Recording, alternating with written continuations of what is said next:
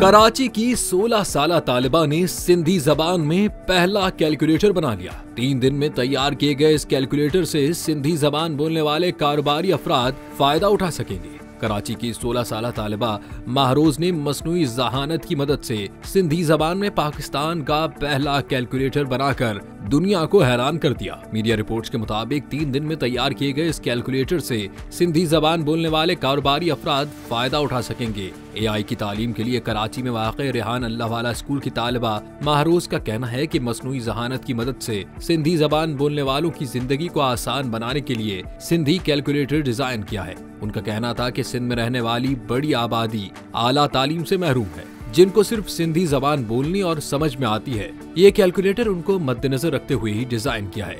उन्होंने बताया कि कैलकुलेटर बनाने में ChatGPT और दीगर टेक्नोलॉजी की मदद हासिल की है। अगर हुकूमत दिलचस्पी ले तो इस कैलकुलेटर का कमर्शियल इस्तेमाल भी किया जा सकता है।